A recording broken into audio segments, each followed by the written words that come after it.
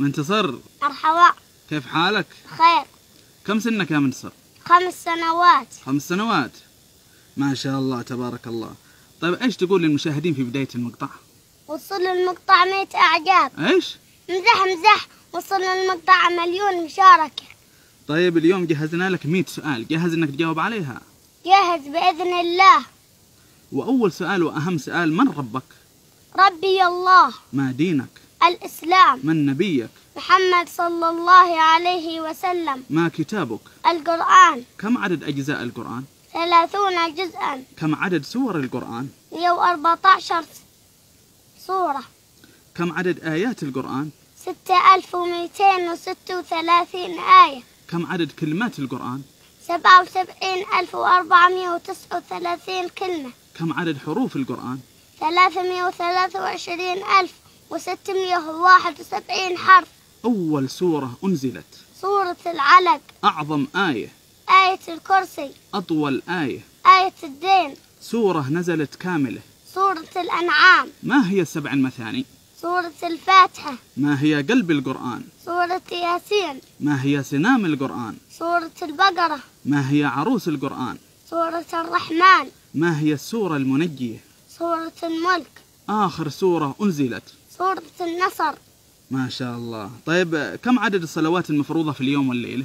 5 صلوات مفروضة. أذكرها.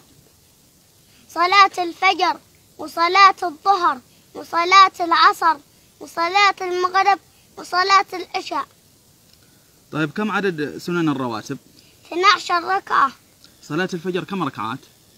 2 مفروضة، وسنتها الراتبة 2 قبلية. ما المقصود بالقبلية؟ تصلى قبل الصلاة المفروضة. وصلاة الظهر؟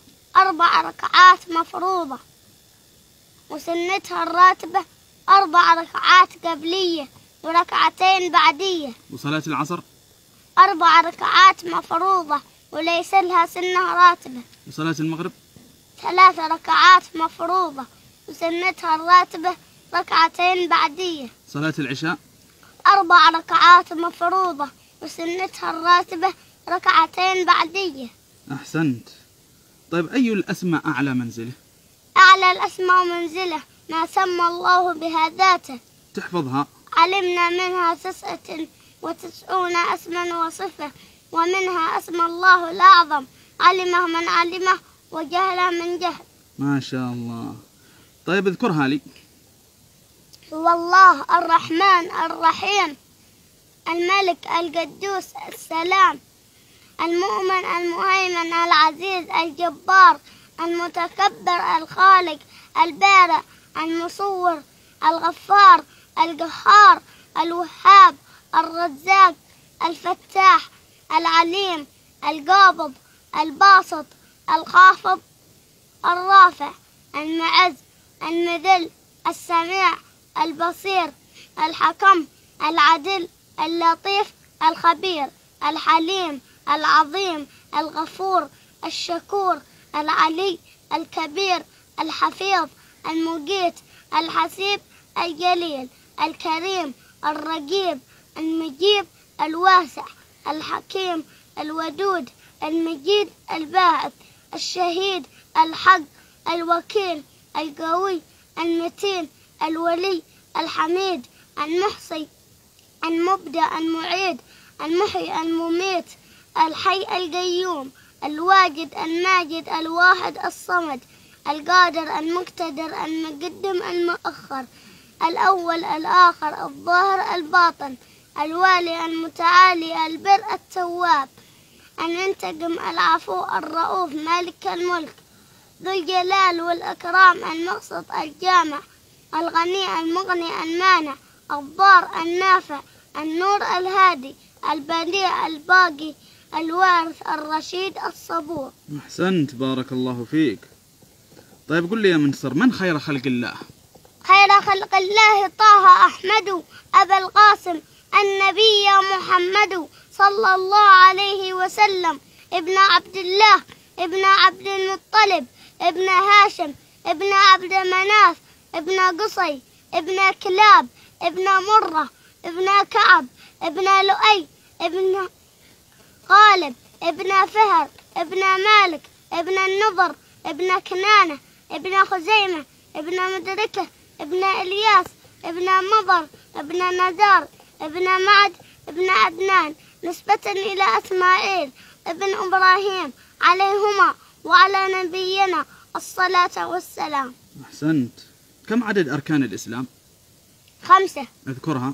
روى الإمام البخاري في صحيحه من كتاب الإيمان: حدثنا عبيد الله بن موسى قال: أخبرنا حنظلة بن أبي سفيان عن إكرمة بن خالد عن ابن عمر رضي الله عنهما قال: قال رسول الله صلى الله عليه وسلم: بني الإسلام على 5: شهادة أن لا إله إلا الله وأن محمدا رسول الله، وإقام الصلاة، وإيتاء الزكاة، والحج، وصوم رمضان. أحسنت.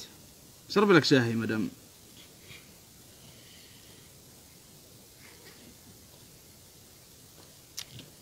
كم عدد أركان الإيمان؟ 6. اذكرها.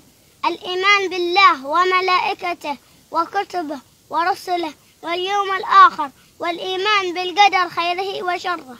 أحسنت. كم عدد زوجات النبي صلى الله عليه وسلم؟ 11 زوجة. اذكرهن. خديجة بنت خويلد، وسودة بنت زمعة، وعائشة بنت أبو بكر الصديق، وحفصة بنت عمر بن الخطاب، وزينب بنت خزيمة، وأم سلمة، وزينب بنت جحش، وجويرية بنت الحارث، وأم حبيبة، وصفية بنت حيي، وميمونة بنت الحارث رضي الله عنهم جميعا. أحسنت. كم عدد غزوات الرسول صلى الله عليه وسلم؟ 28 غزوة، حدث في بعضها قتال وبعضها لم يحدث وأخرى صلح. طيب، ما الفرق بين الغزوة والسرية؟ الغزوة هي التي خرج فيها الرسول صلى الله عليه وسلم للقتال بنفسه، والسرية هي التي أمر بها ولم يخرج فيها. أحسنت. ماذا تعرف عن الخلافة الراشدة؟ هي امتداد لدولة الإسلام التي أسسها الرسول صلى الله عليه وسلم. كم عدد الخلفاء الراشدين؟ 5. أذكرهم.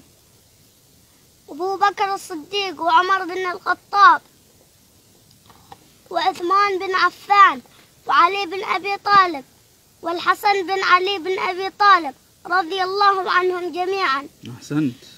أين حدثت بيعة العقبة الأولى؟ في مكة المكرمة. وكم عدد الذين بايعوا فيها؟ 10 من الخزرج و2 من الأوس. وأين حدثت بيعة العقبة الثانية؟ في مكة المكرمة. ومتى حدثت؟ في السنة 13 من النبوة. وبماذا اشتهرت؟ ببيعة حرب الأحمر والأسود. وكم عدد الذين بايعوا فيها؟ 73 رجل ومرأتان. أذكر ما حدث في البيعة. لما اجتمع القوم لبيعة الرسول صلى الله عليه وسلم، قال العباس رضي الله عنه: يا معشر الخزرج، أتدرون على ما تبايعون هذا الرجل؟ قالوا: نعم. قال: إنكم تبايعونه على حرب الأحمر والأسود من الناس، فإن كنتم ترون أنكم إذا نهكت أموالكم مصيبة وأشرافكم قتل أسلمتموه، فمن الآن فهو والله خزي الدنيا والآخرة إن فعلتم، وإن كنتم ترون أنكم وافون له بما دعوتم إليه على نهكة الأموال وقتل الأشراف فخذوه، فهو والله خير الدنيا والآخرة. قالوا: فإنا نأخذه على مصيبة الأموال وقتل الأشراف، فما لنا بذلك يا رسول الله؟ إن نحن وفينا. قال: الجنة. قالوا: فابسط يدك نبايعك، فبسط يده فبايعوا. أحسنت، بارك الله فيك. سعل سلهم سبحان 10 جهة. حمحم. طيب، ما هو أصح كتاب بعد كتاب الله؟ كتاب صحيح البخاري. وماذا تعرف عن الخلافة الأموية؟ هي أول الملك العرب، الذي ذكره رسول الله صلى الله عليه وسلم، وهم والله أهل فتوحات، وقد حملوا راية الإسلام بحقها يوم أن حملوها. أيوة. من الذي أسس الخلافة الأموية؟ معاوية بن أبي سفيان رضي الله عنه. قصيدة يا عابد الحرمين لو أبصرتنا أرسلت من إلى من؟ من العالم العامل عبد الله بن المبارك إلى العالم العامل الفضيل بن عياض. من هو أول مولود للمسلمين بعد الهجرة؟ عبد الله بن الزبير رضي الله عنه. وبماذا كان يلقب؟ فارس الخلفاء. كم من عذق رداح لمن؟ لأبي الدحداح في الجنة، قالها رسول الله صلى الله عليه وسلم. من القائل لئن عشت إلى قابل لأصومن 9 مخالفة لليهود؟ رسول الله صلى الله عليه وسلم. من حكام الأندلس الذي خاض 50 معركة ضد أوروبا وانتصر في كل معاركه؟ الحاج بن منصور. وما الذي كان يفعله بعد كل معركة؟ يجمع غبار ملابسه في الزجاجة. لماذا؟ لتدفن معه وتشهد له عند الله. ومن الذي أعطاه رسول الله عصاه وقال له بها أعرفك بالجنة؟ عبد الله بن أويس رضي الله عنه.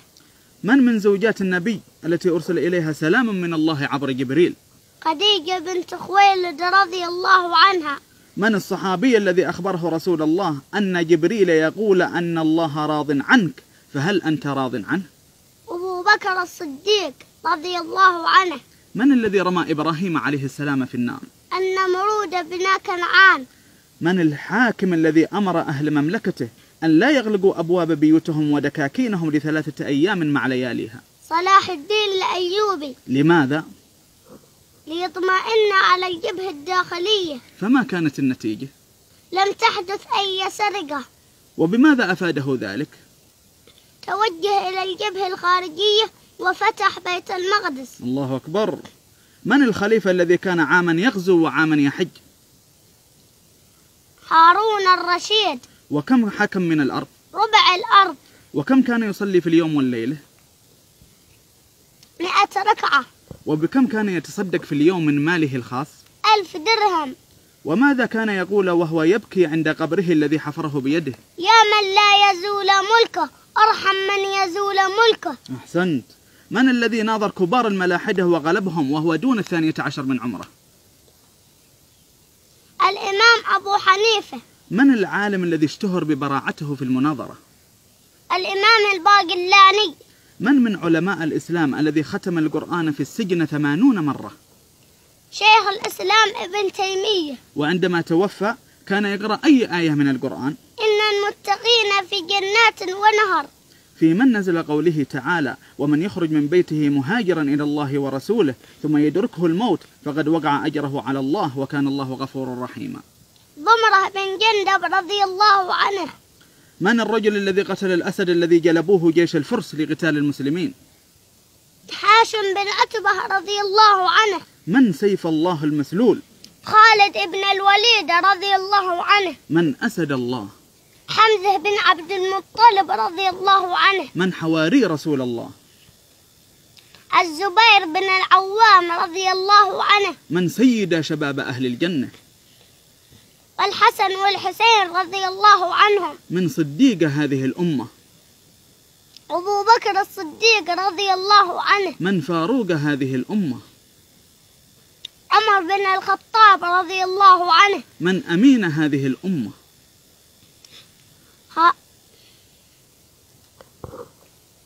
أبو عبيدة بن الجراح رضي الله عنه. من حبر هذه الأمة؟ عبد الله بن العباس رضي الله عنه. من قائد كتيبة الموت الإسلامية؟ عكرمة بن أبي جهل رضي الله عنه. شرب شاي.